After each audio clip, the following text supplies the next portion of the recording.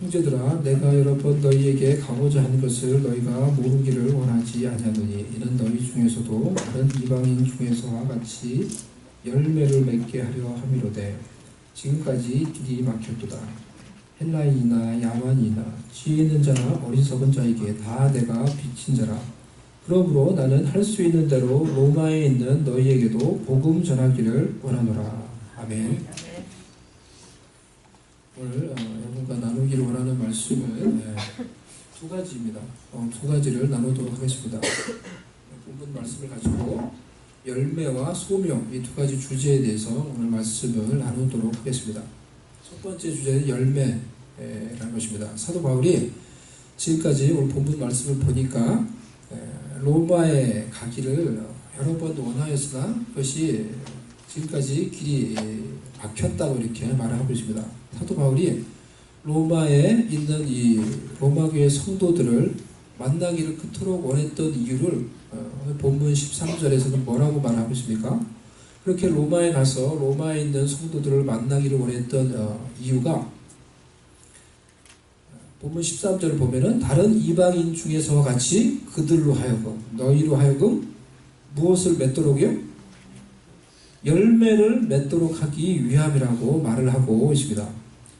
열매를 맺도록 하기 위해서 내가 너희에게 가서 너희들이 열매를 맺도록 하기 위해서 내가 너희들에게 그토록 가기를 원한다 라고 이렇게 말씀을 하고 있는 것입니다. 이 말씀을 영어 NIV 성경으로 보면은 In order that I might have a harvest among you 이렇게 적었어요. In order that I might have a harvest among you. 이 harvest란 말이 무슨 말인지 아시죠? 추수, 열매 이렇게 번역을 했어요. 그러니까 사도 바울이 이렇게 말을 하는 것입니다.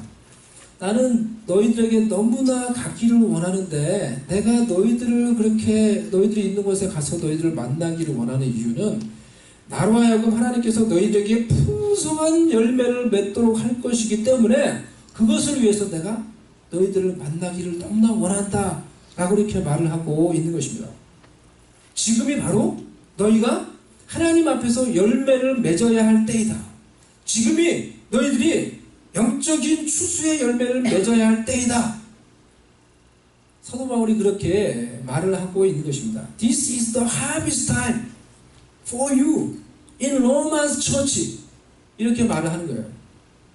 지금이 너희가 열매를 맺을 때이다. 그 열매를 맺는 것을 내가 가서 보기를 원한다. 라고 이렇게 말을 하고 있는 것입니다.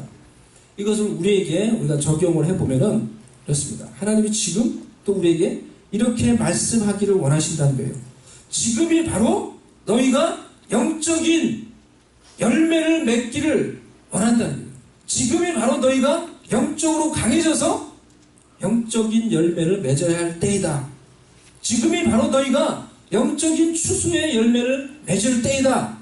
라고 하나님께서 우리에게 그렇게 말씀하기를 원하신다는 것입니다. 아멘. This is the harvest time for you and for our church. 바로 지금이 우리가 영적으로 하나님 앞에서 말씀과 기도 가운데서 강해져서 자라서 열매를 맺을 때라고 하나님께서 우리에게 말씀하기를 원하신다는 거예요. 그래서 우리가 조금 신학적인 그런 말로 하면은 종말론적인 긴장감을 가지고 우리가 열매를 추구하며 살아가야 된다는 것입니다. 종말론적인 긴장, 이 종말론, 여러분 무슨 말인지 아십니까? 종말론적인 이 마지막 때가 다가오고 있다는 거예요. 즉 예수님 앞에 서게 될 때가 다가오고 있다는 거예요. 그런 종말론적인 긴장감을 가지고 열매를 추구하며 살아가야 된다는 거예요. 우리의 삶이. 예수님이 사마리아 성에 가서 사마리아 수가성에 가서 우물가에 있는 곳에 갔죠. 그곳에 가서 누구를 만났습니까? 누구를 만났죠? 우물가에 있는 우물가 여인을 만났죠. 우리가 알고 있는 우물가에 있는 여인을 만났어요. 우물에 물길로 오는 그 여인을 만났어요. 그 여인을 만나서 그 여인에게 예수님이 누구인지 이렇게 계시해 주시고 복음을 전하며 그 영혼을 전도해서 그 영혼이 구원받도록 해주셨어요. 그렇게 한 다음에 예수님께서 제자들이 왔을 때 아무것도 모르는, 아무런 이 개념이 없는, 생각이 없는, 아직까지 이런 그런 생각이 없는 제자들에게 이렇게 말씀을 하셨습니다. 너희는 넉 달이 지나야 추수할 때가 이르겠다 하지 아니하느냐? 그러나 나는 너희에게 이르노니 눈을 들어 밭을 보라. 희어져 추수하게 되었도다. 라고 이렇게 말씀을 하셨어요. 너희들은 지금 넉 달이 지나야 이제 우리 추수 때가 되겠구나. 밭을 보면은 그렇게 얘기하는데, 나는 너희에게 이르노니 뭐라고요? 눈을 들어 밭을 보라. 희어져 추수할 때가 되었노라. 라고 예수님께서 말씀하셨어요. 이 말씀이 무슨 말이에요? 눈을 들어 밭을 보라. 희어져 추수할 때가 되었다는 거예요. 그냥 지금 뭐 육신적인 눈을 들어서 밭을 다시 보라는 거예요? 그럼 다시 이게 막 색깔이 변한다는 거예요? 우리의 영적인 눈을 들어서 세상을 바라보라는 거예요. 우리가 영적으로 깨어서 영적인 눈으로 세상을 바라보라는 거예요. 그러면 이 세상은, 이 세상 속에 살고 있는 많은 사람들, 예수님을 알지 못해서 방황하는 많은 영혼들, 갈 길을 못 찾아서 방황하며 삶의 의미와 목적을 몰라서 방황하는 많은 그런 수많은 영혼들을 예수님께로 인도해서, 주께로 인도해서 추수의 열매를 거둬야 될 때가 되었다는 거예요. 아멘? 벌써 그 방황하는 많은 영혼들을 주께로 인도해서 추수의 열매를 거둬야 될 때가 바로 지금이다 라고 예수님께서 말씀하시는 거예요. 그때도 예수님께서 벌써 우리가 이런 영적인 열매를 거둬야 된다고 말씀을 하셨는데, 그러면 지금은 얼마나 우리가 이 영적인 열매를 거두며 영적 추수의 열매를 거둬야 할 때가 더 많이 가까워왔겠습니까? 지금이 바로 하나님의 백성들이 주님을 따르는 주님의 제자라고 생각하며 믿는 크리스천들이 말씀과 기도 가운데서 영적으로 성장하며 강해지며 열매를 거둘 때인 것입니다.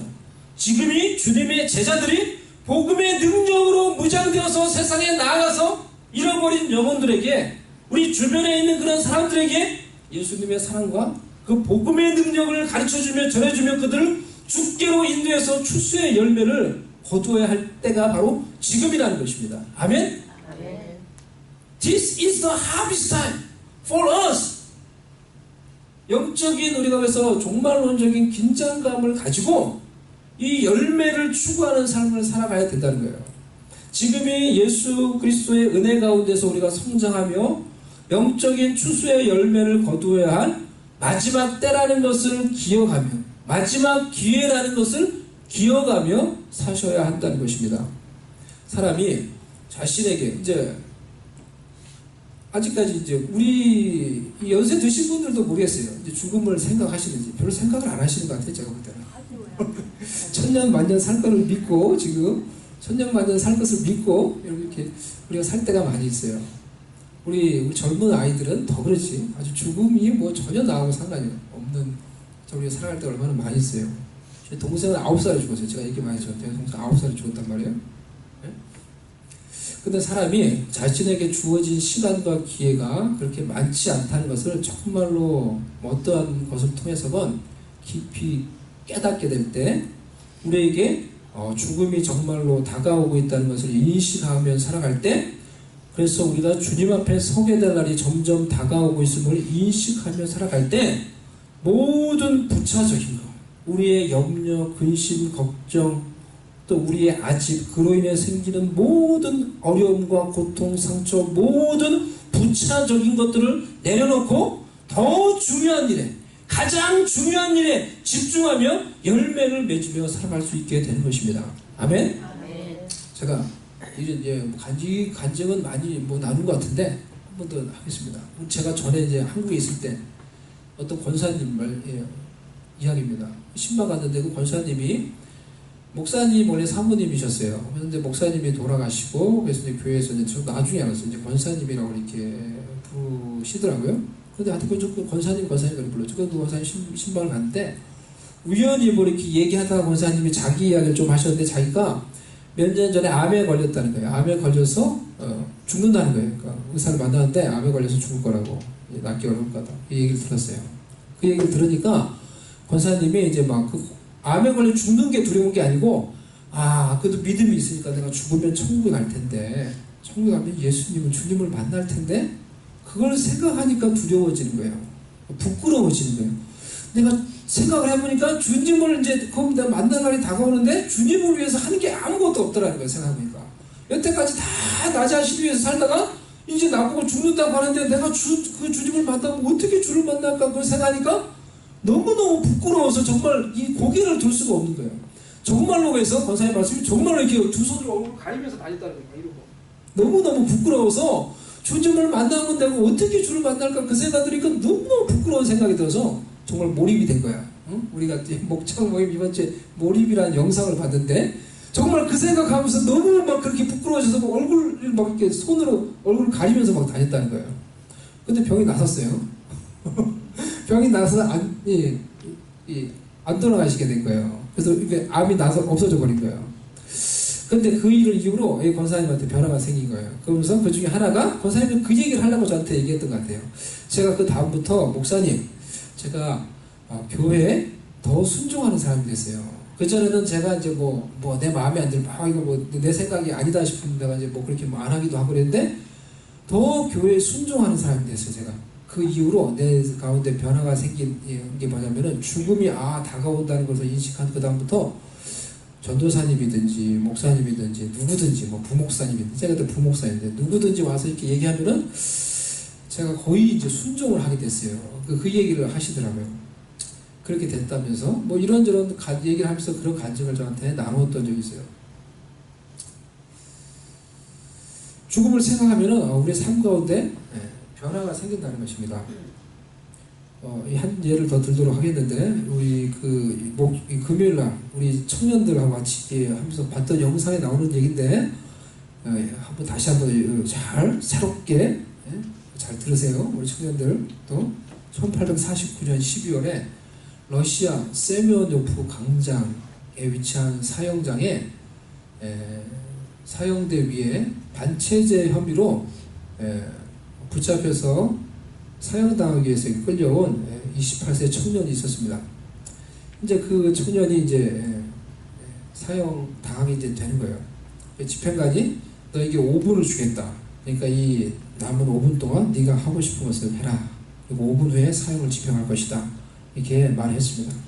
내 인생 가운데 이제 5분밖에 남지 않았다 라는 걸 생각하니까 너무 절망이 되는 거예요. 이 청년이. 그래서 이 청년이 이제 고백하기, 글을 썼는지 하여튼 고백했는지 이런 이제 고백을 했습니다. 먼저 가족과 친구들을 생각했습니다. 사랑하는 나의 가족과 친구들, 먼저 떠나는 나를 용서하고 나 때문에 너무 많은 눈물을 흘리지 마시고 그리고 너무 슬퍼하지도 마십시오. 가족과 친구들을 생각을 했어요. 집행관이 이제 2분이 지났다고 말을 하는 것입니다. 후회할 시간도 부족하구나. 난 왜 그리 헛된 시간 속에서 살았을까? 찰나의 시간만이라도 더 주어졌으면. 집행관이 이제 1분밖에 남지 않았다 이렇게 말하는 것입니다. 칼바람이 막 불어오는 그런 추운 겨울이었던 것 같아요. 매서운 칼바람도 이제는 느낄 수 없겠구나. 나의 맨발로 전해지는 땅의 냉기도 이제 못 느끼겠구나. 이제 볼 수도 만질 수도 없겠구나. 모든 것이 아쉽고 너무도 아쉽구나. 사형수가 처음으로 느끼는 이 모든 세상에 자기가 느끼는 이 모든 세상이 얼마나 소중하고 귀한 것인지 그것을 느끼면서 눈물을 흘렸어요. 근데 마침내 이제 사형을 집행하는 시간이 다가온 거예요. 눈을 가렸던 것 같아요. 소리가 들리는 거예요. 군인들이 사형을 집행하기 위해서 막 열을 맞추는 소리가 들리는 거예요. 그리고 군인들이 총을 들어서 이 총알을 장전하는 소리가 촥 하는데 그 소리가 마치 자신의 심장을 찌르는 것처럼 확 박히는 거예요. 거의 기절을 하는 거예요. 그 소리 듣고 촥 하는데 그 소리 듣는 즉시에 그냥 총알이 자신의 심장에 확 박히는 것 같아요. 이제는 죽는 거야. 거의 기절을 했어요. 이 청년이. 그러고 있는데 갑자기 한 병사가 막 뛰어와가지고 멈추시오. 진짜 무슨 영화 멈추시오. 막 이랬더니 알고 봤더니 사형을 집행하지 말고 이 사람을 시베리아 수용소로 보내라는 황제의 급한 전가를 가져온 거야. 수용소로 보내라. 극적으로 이 사람이 목숨을 건졌어요. 사형을 당하지 않고 극적으로 목숨을 구해서 그것도 어디에 수용소로 가게 된 거예요.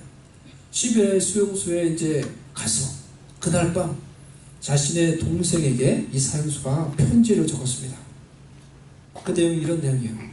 지난 날들을 돌이켜보고 실수와 게으름으로 허송세월했던 날들을 생각하니 심장이 피를 흘리는 듯하다. 인생은 신의 선물, 모든 순간은 영혼의 행복일 수도 있었던 것을 조금 더 젊었을 때 알았더라면 이제 내 인생은 바뀔 것이다. 다시 태어난다는 말이다. 이렇게 말하고 정말로 이 청년의 인생이, 이 삶을 대하는 태도가 바뀌었어요. 시베리아 수용소에서 흉악범들과 막 이렇게 막 중노동을 하는 거예요. 근데도 그 중노동하는 그 시간에 자신한테 주어지는 그 시간이 너무너무 소중한 거예요. 그러니까 이 청년에게 하나님께서 글 쓰는 재능을 주셨어요. 소설을 쓰는 거예요. 소설을 막 쓰는데 펜하고 종이가 없어요. 앉아서 쓸 수가 없어요. 그런 거 안 줘요. 머릿속으로 소설을 막 써 그냥 자기가. 그리고 그걸 다 애워버린 거예요. 그리고는 그 수용소의 몇 년의 그 긴 수용소 생활을 마치고 나와가지고 하나님이 주신 그 재능을 가지고 열심히 창작 활동을 하고 열심히 소설을 쓰고 주옥과 같은 그런 엄청난 소설과 문학 작품을 남겼어요. 이 사람 누군지 아세요? 러시아의 대문호라고 하는 인류 역사에서 이 소설가 중에, 문학가 중에 가장 뛰어난 사람 중에 한 명이라고 얘기를 해요. 그렇게 말하는 도스토옙스키예요. 도스토옙스키 많이 들어봤죠? 제가 사진을 준비하는데 준비 못했는데 도스토옙스키 막 이렇게 수염 있는 그 할아버지, 네? 유명한 사람이에요. 이 도스토옙스키가 크리스찬이에요. 크리스찬이에요. 원래 어떤 크리스찬이었는데 이러한 이 자기가 죽음 앞에 서서 극적으로 살아나게 되는 그런 것을 경험하며 수용소에서 이런 삶을 경험하면서 그의 삶의 태도가 완전히 바뀌었어요. 자기에게 주어진 그러니까 이 소중한 시간을 정말로 귀중하게 여기면서 그 재능을 가지고 열심히 창작 활동에 몰두해서 그에게 다시 주어진 그 시간을 통해서 수많은 우리가 알고 있는 유명한 작품들을 남긴 거예요. 죄와 벌. 뭐라 하세요? 죄와 벌. 이게 다 기독교 정신이 담겨져 있는 그런 작품들이에요. 그런 많은, 우리가 읽지는 않았지만은, 제목은 여러분 들어봤지 않겠어요? 하여튼 그 유명한 소설을 남겼어요. 이 도스토옙스키가 그래서, 자신에게 시베리아 수용소에 있을 때 자신에게 신약 성경을 전해준 아내에게 편지를 쓰면서 이렇게 신앙 고백을 했어요. 저의 신앙 고백은 대단히 단순합니다. 그리스도보다 아름답고 심오하며 사랑이 넘치고 정당하고 용맹스럽고 완전한 분은 전혀 없습니다. 설령 누군가가 증거를 드리며 그리스도는 진리가 아니라고 주장한다 할지라도 나는 진리와 함께 있기보다는 그리스도와 더불어 사는 쪽을 택할 것입니다. 이런 믿음과 이런 신앙, 어려움과 죽음 앞에 서면서 더욱더 신실한 신앙을 가지게 됐어요. 그가 썼던 백지라고 하는 소설에 보면은 그가 이런 고백을 했어요. 나에게 마지막 5분이 주어진다면은 이분은 동지들과 작별하는데, 이분은 삶을 돌아보는데, 일부는 세상을 아름답게 바라보는데 쓰고 싶다. 언제나 이 세상에서 숨을 쉴 수 있는 시간은 단 5분뿐이다 라고 이렇게 고백을 했어요. 즉 자신의 인생에게 주어졌던 마지막 5분, 그것을 기억하며 나의 나머지 인생은 이 마지막 5분의 연속이다 라는 것을 늘 인식하며 그 시간을 최선을 다해서 하나님 주신 재능을 가지고 최선을 다해서 노력하며 열매를 맺으며 살아갔을 때 우리가 기억하는, 사람들이 기억하는 많은 그런 아름다운 그런 창작품들을 그가 만들고 그리고 하나님 앞에 갈 수가 있었던 것입니다. 죽음을 인식하며 지금이 열매를 맺을 수 있는 나에게 주어진 마지막 기회라는 것을 인식하며 절박한 마음으로 살아갈 때 인생이 어떻게 변하는지를 도스토옙스키가 잘 보여주는 예라고 할 수가 있는 것입니다. 로마서 13장 11절에서 14절 말씀, 이 말씀을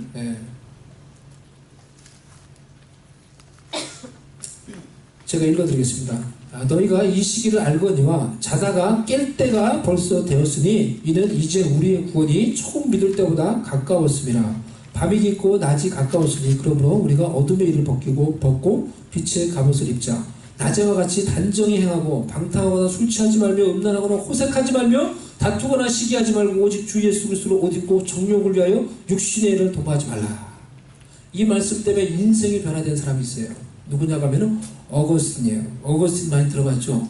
이 어거스틴은 이 교부 시대라고 하는 그 이 초창기 기독교 시대 때 가장 훌륭한 그 신학자라고 이렇게 평가를 받는 그런 분이에요. 근데 어거스틴이 처음부터 그렇게 훌륭했던 사람이 아니라 청년 시절에 완전히 타락한 삶을 살았어요. 이교도를 섬기며 육신적으로 많은 타락한 그런 삶을 살았어요. 그가 그러한 삶을 살면서 방황하고 있을 때 집에 있는데 밖에 있는 어떤 소년들이 하는 그런 노랫소리 같은 소리를 들었어요. 들어서 읽어라. 들어서 읽어라. 톨레에게 이 음성을 듣고 그가 성경책을 펴서 읽은 게 방금 제가 읽어드린 로마서 13장 말씀이에요. 너희가 이 시기를 알겠냐? 자다가 깰 때가 벌써 되었으니 이는 이제 우리의 구원이 처음 믿을 때가 가까웠습니다. 밤이 있고 낮이 가까웠으니 그러므로 어둠의 일을 벗고 빛의 갑옷을 입자. 이 말씀을 듣고 들고 읽어라라는 그 말씀을 듣고 펴서 읽었던 이 말씀을 듣고 어거스틴이 그것을 하나님이 자신에게 주신 음성으로 깨닫고 그 앞에서 회개하며 회심하여서 완전히 새로운 우리가 알고 있는 하나님을 신실히 섬기는 하나님의 종으로 변화될 수가 있었던 것입니다. 지금도 우리가 지금 이렇게 주님 앞에 나와서 하나님의 말씀을 듣는 이 시간, 이 기회가 하나님이 나에게 허락하시는 다시는 돌아오지 않는 시간이요 다시는 돌아오지 않는 기회라는 것을 기억하며 지금 이 시간, 지금 이 기회에 하나님의 말씀을 듣고 영적으로 각성하며 새로워질 수 있는 우리가 되어야 하는 것입니다. 아멘? 예수님이 한 알의 밀알이 땅에 떨어져 죽지 않냐면 한 알 그대로 있고 죽으면 많은 열매를 맺는다고 말씀하셨어요.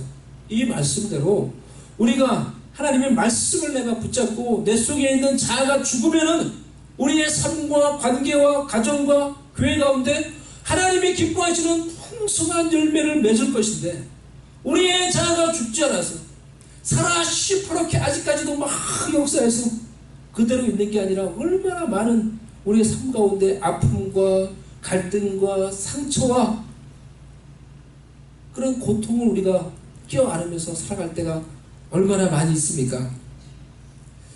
예수님이 세상에서 유리 방황하는 이 무리들을 보시면서 제자들에게 말씀하시기를 추수할 것은 많되 일꾼은 적으니 추수하는 주인에게 청하여 추수할 일꾼을 보내어 주소서 이렇게 기도해라 이렇게 요청해라 라고 말씀하셨어요.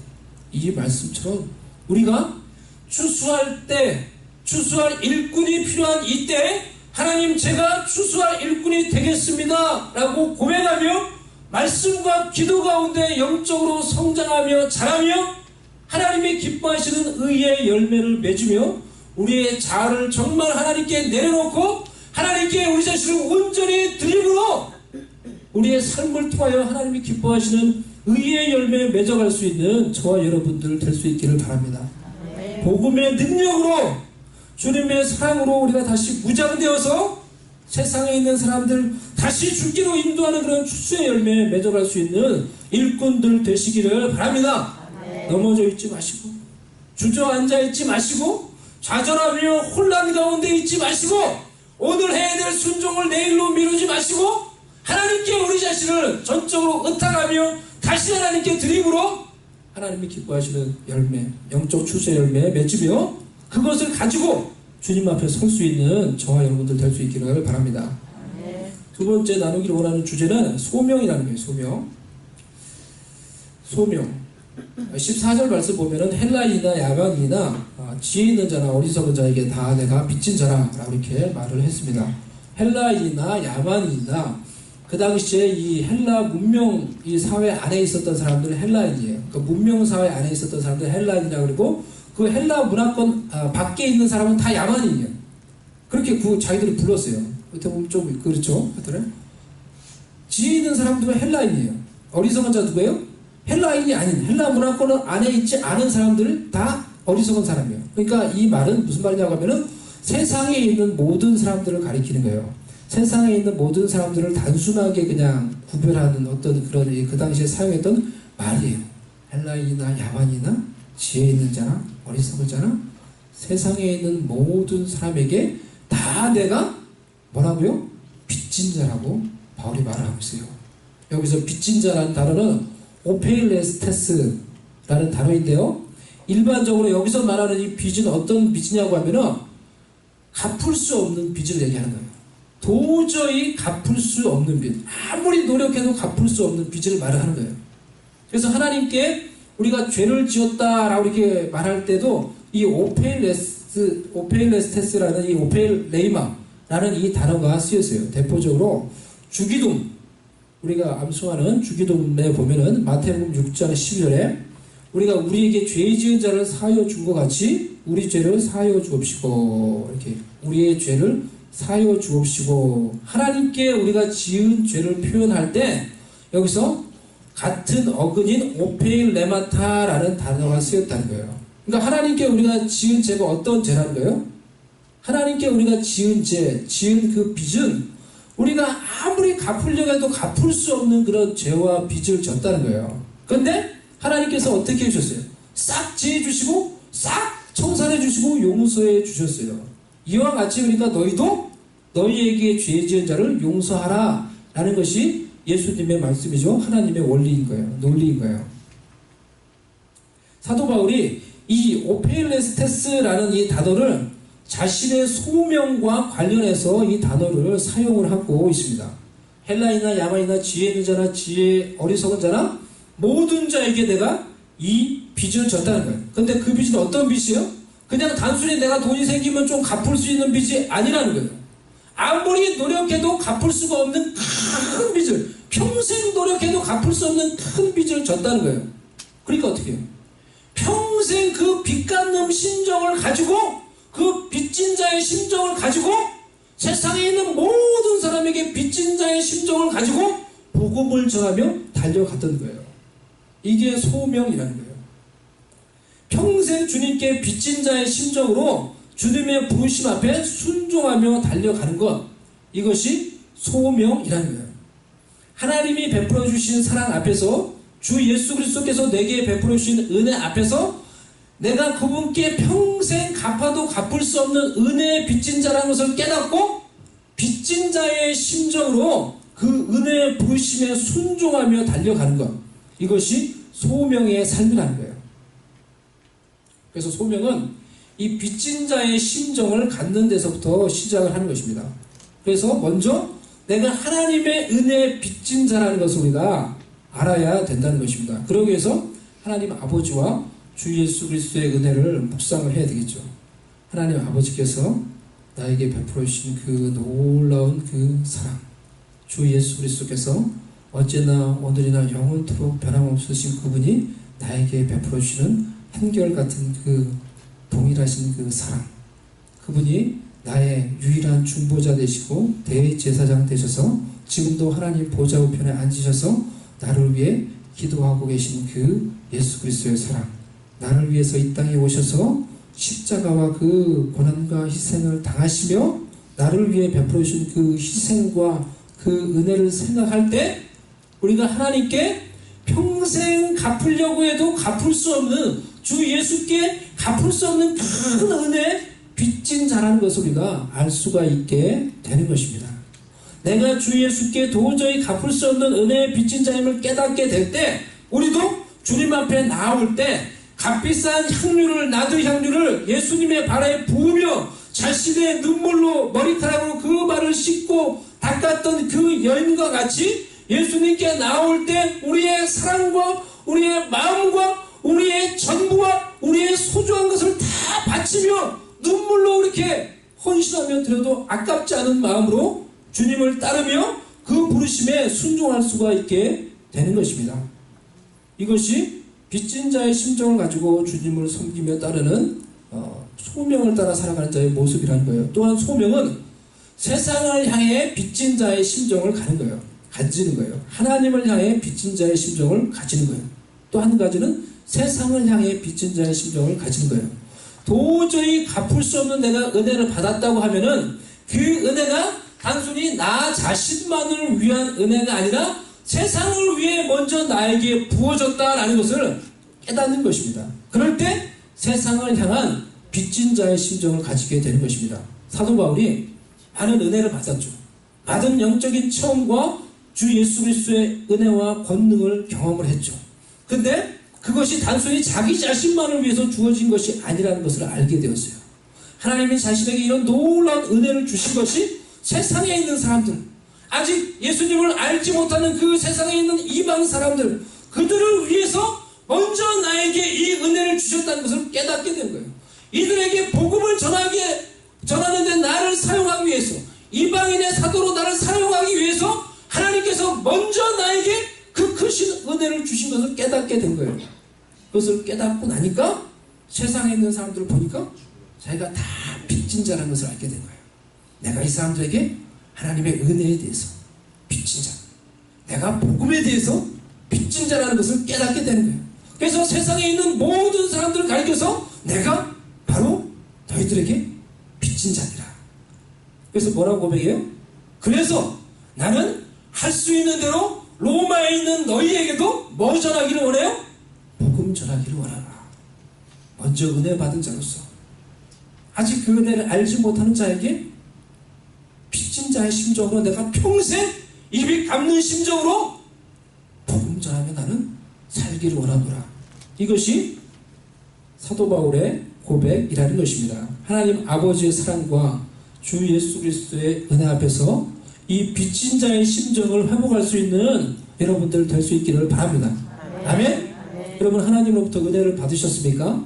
큰 은혜를 받으셨습니까? 작은 은혜를 받으셨습니까? 그 은혜가 크든지 작든지 여러분들에게 지금 주어져 있는 은혜를 받고 하나님의 말씀을 듣고 순종할 수 있는 그 기회가 크든지 작든지, 또 여러분에게 하나님께서 지금 허락하신 생명이든지, 하나님께서 여러분에게 허락하신 모든 은혜와 생명과 기회는 단순히 여러분 자신을 위해서만 준 것이 아니라 아직 그 은혜를 경험하지 못한, 그래서 전혀 하나님과 상관없이 살아가고 있는, 그래서 자기 멋대로 교만하며 죄짓고 살아가는 수많은 사람들을 위해서 먼저 여러분에게 그 은혜와 지금 이 기회를 주셨다는 사실을 기억하셔야 된다는 것입니다.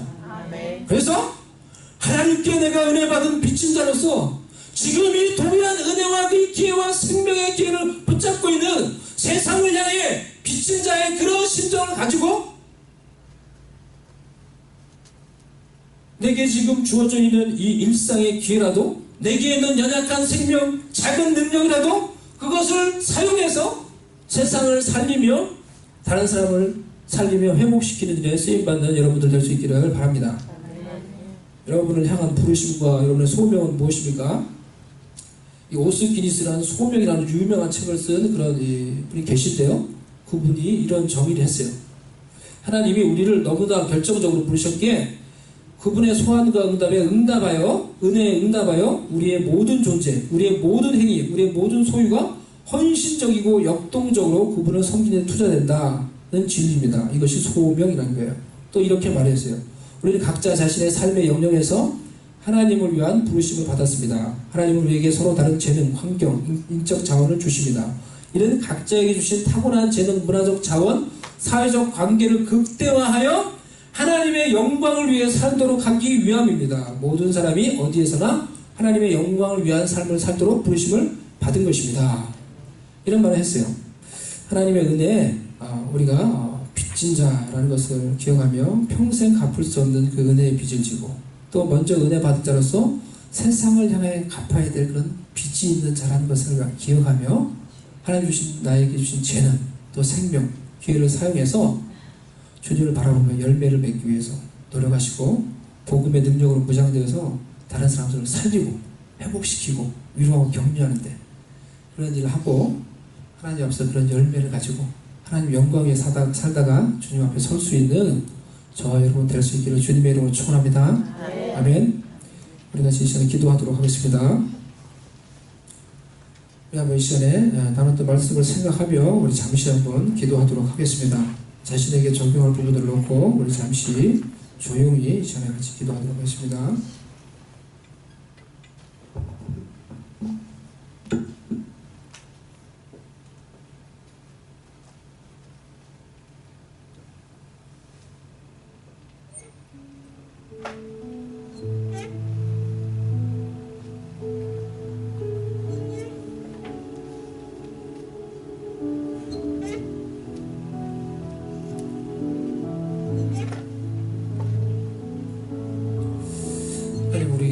죽음이 다가오며 또 주님 앞에 서게 될 날이 있다는 것을 우리가 절실히 깨달을 수 있게 해주시고, 그래서 그런 영적인 긴장감을 가지고 열매를 추구하며 또 주님을 바라보며 집중하며 우리에게 베풀으신 그 크신 은혜를 우리가 기억하며 우리를 위해 고난당하신 예수 그리스도의 은혜를 기억하며 하나님의 베풀으신 은혜를 기억하며 우리도 그 빚진 자의 심정으로 하나님을 위해 또 세상을 위해 복음을 전하며 사랑을 전하며 우리의 재능을 가지고 하나님의 영광을 나타내며 살아갈 수 있는 우리가 될 수 있도록